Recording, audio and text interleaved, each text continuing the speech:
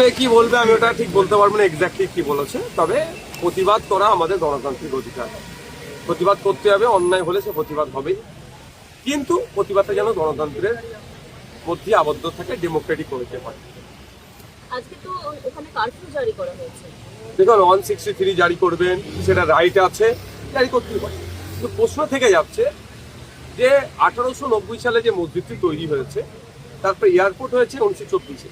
এই কথাটার আমি ঘোর বিরোধী যে এয়ারপোর্ট প্রিমিসেসের মধ্যে মসজিদ, বরঞ্চ মসজিদের প্রিমিসেসে এয়ারপোর্ট এসে গেল, এই কথাটা বলা দরকার। তবে হ্যাঁ, অনেক কটা বিষয় থাকছে, নিরাপত্তার বিষয় থাকছে, থার্ড লেন তৈরি করার, রানওয়ে তৈরি করার বিষয় থাকছে, এবং মুসলিমদের ধর্মীয় উপাসনাকে রক্ষারও একটা প্রশ্ন থেকে যাচ্ছে। যখন এই এতগুলো গুরুত্বপূর্ণ বিষয় যখন থেকে যাচ্ছে, সেটা নিয়ে হুটহাট মন্তব্য না করে আমার রাজ্যের মুখ্যমন্ত্রীর কাছে আমি আবেদন এটাই করবো যে এয়ারপোর্ট অথরিটি, মসজিদ committee, civil society, Islamic scholar যারা আছে তাদেরকে নিয়ে বসুন। আমার বিশ্বাস এটা একটা সুন্দর ওয়ে আউট হবে। কারণ তখন বুদ্ধবাবুর আমল ছিলেন, সেন্ট্রাল অ্যাভিয়েশন মিনিস্টার তখন বিজেপির আন্ডারে ছিল, তারা এসেছিলেন এখানে, তারা আলোচনা করেছেন, বেশ কিছু কি নোটও ছিল, সেই নোটটাও তোলা হোক। তখন কি কি বিষয়টা নিয়ে আলোচনা চর্চা হয়েছিল সেগুলো দেখলে অনেক দেখা যাবে। অহেতুক এটাকে নিয়ে, এই মসজিদটাকে কেন্দ্র করে বিশৃঙ্খলা তৈরি হোক বা বাজে পারসেপশন তৈরি হোক, এটা আমি চাই না। এই জন্য একটা গোল টেবিলের খুবই প্রয়োজন আছে। সেটা হচ্ছে যে আমরা দেখলাম মদন মিত্র তিনি শিবির বদল করলেন, আজকে শোনা যাচ্ছে তাপস চ্যাটার্জি যাবেন, মনীষ গুপ্তের নামও শোনা যাচ্ছে, কি বলবেন?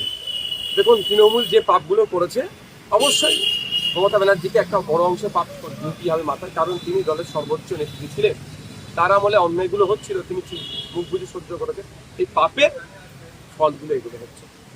যারাই যাচ্ছে তারাই দেখছি অভিষেক বন্দ্যোপাধ্যায়ের জন্য দল থাকছে, বা অভিষেক বন্দ্যোপাধ্যায়ের জন্য শিবির বদলাচ্ছে বলছে, অভিষেক বন্দ্যোপাধ্যায়কে তোপ যাচ্ছে। দেখুন, কিছুতে একটা বলে পাবলিককে বোকা বানিয়ে দিতে হবে।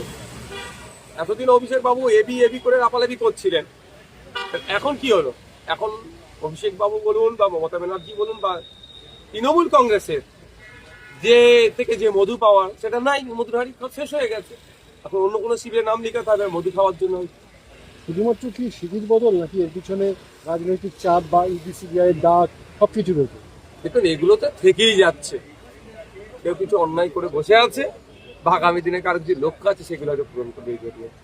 ব্যক্তি স্বার্থ চরিতার্থের জন্য এই কাজগুলো করছে। তবে এতটুকু বলবো, যারা এই শিবির বদলাচ্ছে তারা তাদের লোকাল এলাকায় যাচ্ছে না কেন? যারা ভোট দিয়ে নির্বাচিত করেছেন তারাও একটু তাদেরকে দেখতে চাইছে, যাচ্ছে না কেন? বিভিন্ন এনজিওতে একাধিক র্যাডারে এসে যাচ্ছে, রেড হয়েছে গতকাল, বলা হচ্ছে যে বিদেশি টাকা এখানে আসছে এবং সেখানে বেশ বিদ্রোহী কাজকর্ম চলছে, একাধিক এরকম অভিযোগ উঠে আসছে। দেখুন, স্পষ্ট ভাষায় আমি বলতে চাই, আমার দাদু স্বাধীনতা সংগ্রামী ছিল, দেশকে স্বাধীন করার জন্য লড়াই করেছে, আমি সেই রক্ত আমার গায়ে বলছে। দেশের মধ্যে থেকে দেশবিরোধী কর্মকাণ্ড কেউ করলে তার কোনো ছাড় নেই, কিন্তু দুর্ভাগ্যে ইতিপূর্বে অনেক ধরনের অভিযোগ অনেক জায়গায় এসেছে, শুধু মিডিয়া ট্রায়াল চলেছে, বাস্তবে দেখেছি নীল। এক্ষেত্রেও তাইরিয়া ফাউন্ডেশন বলুন কি সংস্থা বলছেন, যে কেউ যদি এফসিআর এর মধ্যে টাকা নিয়ে আসে তাদের কোনো অপরাধ করেনি। হ্যাঁ, এফসিআর এর সময় এখন যে বর্তমান যে কেন্দ্র সরকার চলছে, প্রচুর লোকের এফসিআর বাতিল করে দিয়েছে, বিদেশি টাকা যারা অনুদান নেয়, সে নিয়ারও প্রভিশন আছে, সে টাকা নিয়ে কোথায় কিভাবে খরচ করছে সেটা দেখার দায়িত্ব। তদন্ত যদি অন্যায় করে থাকে একটাও না ছাড় পাই, তবে হ্যাঁ, আমার অনুরোধ এটাই, উইদিন 6 মান্থ তদন্ত প্রক্রিয়া শেষ হোক। তাহলে ইডি, সিবিআই, এনআইএ সব নিচ্ছে, তদন্ত কচ্ছপের গতিতে চললে হবে না। উইদিন 6 মান্থ অন্যায় করলে রাস্তায় ফাঁসি দিয়ে দাও, এমন দৃষ্টান্ত তৈরি করতে হবে, দেশে থেকে দেশের গাদ্দারি করার সাহস পাবে না।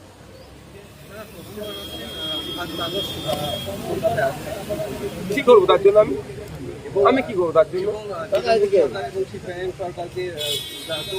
শোনো, একটা কথা বলি, বিজেপি তার প্রমিসগুলো যেগুলো করেছে ফেলিওর,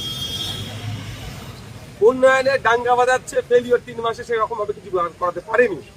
ফলে এই উন্নয়নের ডাঙ্গা বাজাতে গেলেই এমন কথা বলো, তখন দিলীপ বাবুকে দিয়ে বলাবে, তো তখন সুমিত বাবু সেটাতে আবার মলম লাগাবে, এই করে মুসলিমদের বিরুদ্ধে চারটে গরম গরম কথা বলো, এটাকে উন্নয়ন বলে চালাবে। তসলিমা নাসরিনকে ওই জন্যই নিয়ে আসা হচ্ছে।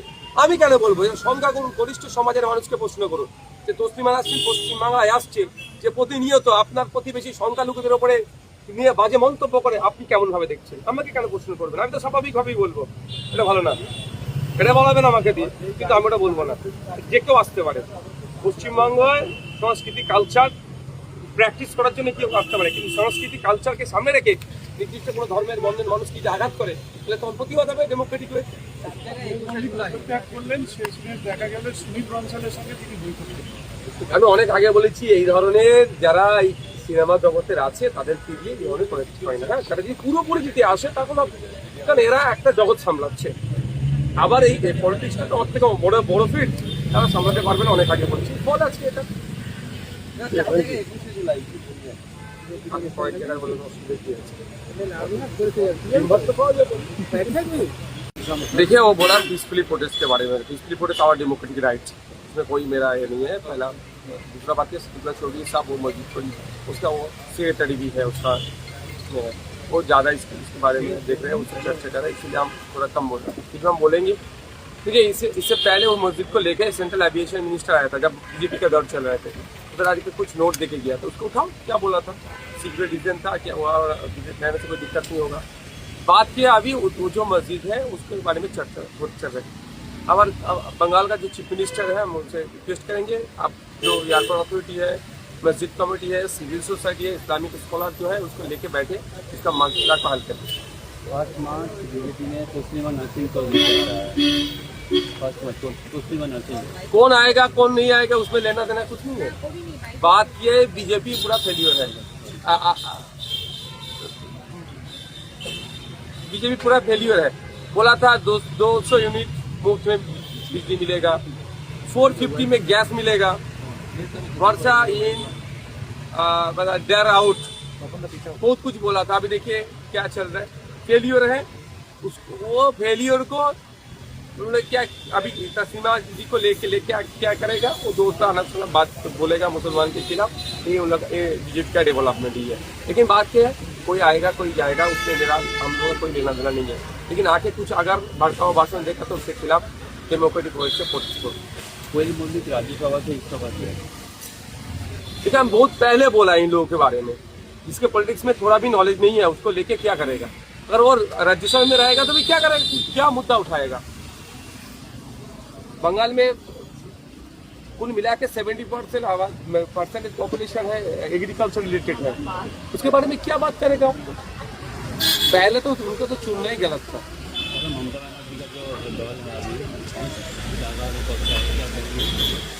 तो जितना गलती किया उसका भरपाई तो देना ही पड़ेगा उन लोगों को।